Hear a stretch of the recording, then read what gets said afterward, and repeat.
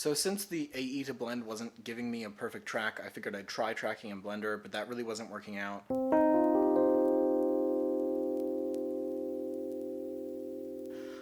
I tried doing it again in AE, but using a variation of the clip that's been like sharpened a bunch so that there's more tracking points.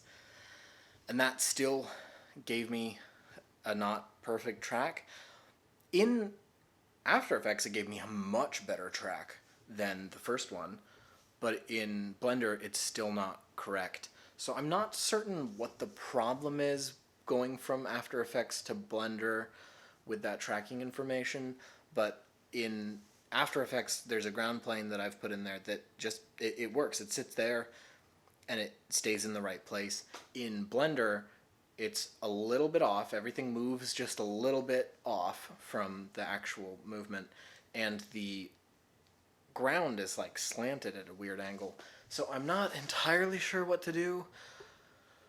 I may just need to get Element 3D so that I can work in 3D directly in After Effects, but I don't want to spend that money right now. Yeah, I don't know. I thought this would be easier because I gave myself so much time to work on it. I thought I'd be able to actually pull it off pretty quickly and easily, but that does not seem to be the case. So, anyway, I guess I have to make a decision at some point.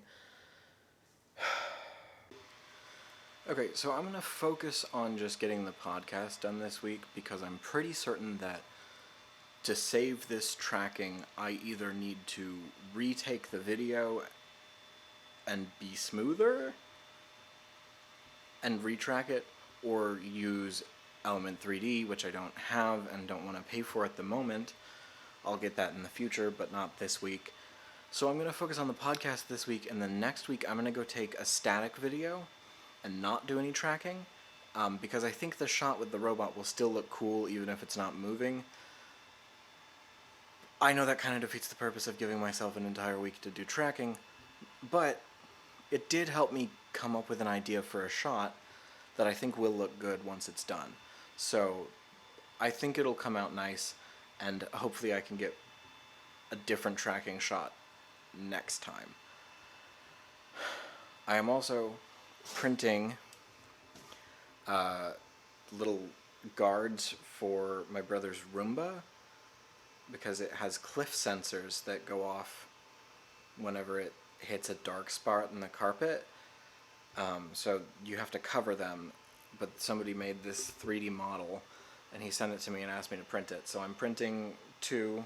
There's two versions of it. I'm printing both of those for him to test, and then hopefully that fixes his problem.